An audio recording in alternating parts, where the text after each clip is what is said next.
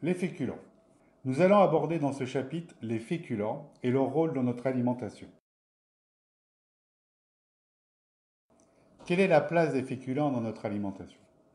Les féculents sont source d'énergie sous forme de glucides dits complexes, autrefois appelés sucres lents. Ils s'associent au pain et aux fruits. Ils sont situés au troisième étage de la pyramide alimentaire. Leur place est donc importante dans notre assiette. Qu'est-ce qu'un féculent? Les féculents sont composés pour la majorité d'amidon, qui provient des céréales ou des tubercules.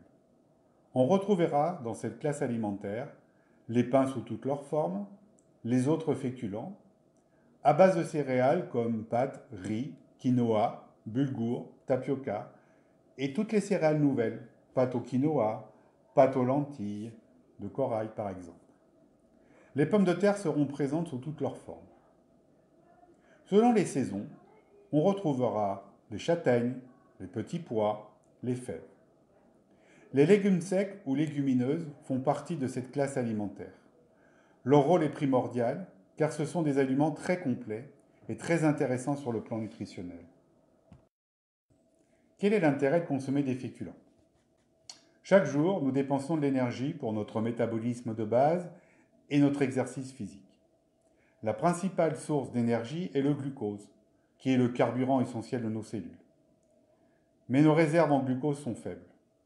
Il nous faut donc en apporter tous les jours grâce à notre alimentation. C'est l'intérêt des glucides complexes et de ce fait des féculents. Le rapport doit donc être quotidien. L'index glycémique. Introduisons ici la notion d'index glycémique ou pouvoir hyperglycémien d'un aliment. Il s'agit de la capacité d'un aliment à faire monter le taux de sucre dans le sang. Cette ascension glycémique a des conséquences évidentes chez les personnes diabétiques.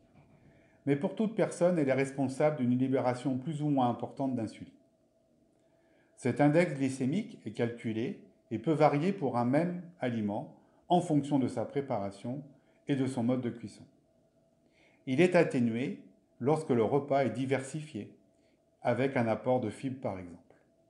Bien que souvent mis en évidence, cet index est peu utile en pratique, mais peut expliquer certaines variations glycémiques chez les personnes diabétiques.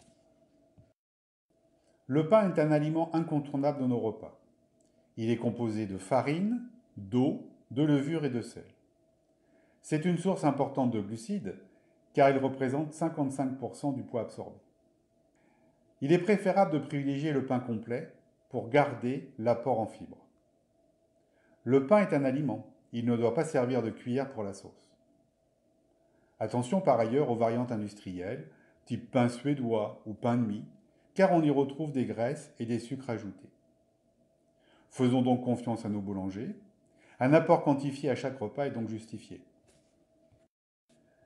Les féculents font partie d'une alimentation saine et diversifiée. C'est la source principale de notre carburant. Pris pendant le repas, ils vont participer au déclenchement de la satiété. Pour favoriser une stabilité glycémique, leur prise sera fractionnée en plus faible quantité par repas. Les féculents ou le pain sont à tort incriminés dans la prise de poids. Mais on oublie souvent les aliments riches en graisse qu'on leur associe, fromage, beurre, charcuterie, et aussi à la diminution de nos dépenses énergétiques par absence d'activité physique. Il n'est donc pas souhaitable de nous créer des frustrations en les supprimant totalement de nos assiettes. Quelle quantité de féculents doit-on apporter dans nos assiettes? En premier, ce n'est pas la prise de féculents régulière qui est en cause, mais la quantité présente dans nos assiettes qu'il faudra gérer. Le féculent est quasi indispensable à chaque repas. Pour être simple, il faut comprendre aussi que le taux de glucides dans le pain est différent des autres féculents.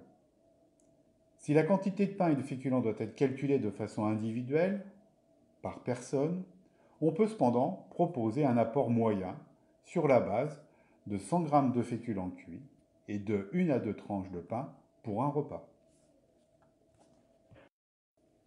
En pratique, dans nos habitudes alimentaires, le pain est présent à chaque repas. Les féculents sont alors présents à différents moments du repas, soit en entrée, comme par exemple cette salade fantaisie d'haricots, soit en plat principal, comme ces lasagnes de légumes, ou enfin en dessert, sous forme par exemple de riz au lait. Le tout, bien évidemment, consommé avec modération. Et maintenant à vous de jouer. Comme vous le savez, Midi Gascogne vous propose des menus affichés, soit à l'accueil ou en salle à manger du rez-de-chaussée. Dans ces menus, pourquoi ne pas essayer de repérer les féculents qui sont présents? En conclusion de ce chapitre, que devons-nous retenir? Par leur rapport en glucides, les féculents et le pain sont la source principale d'énergie pour notre organisme.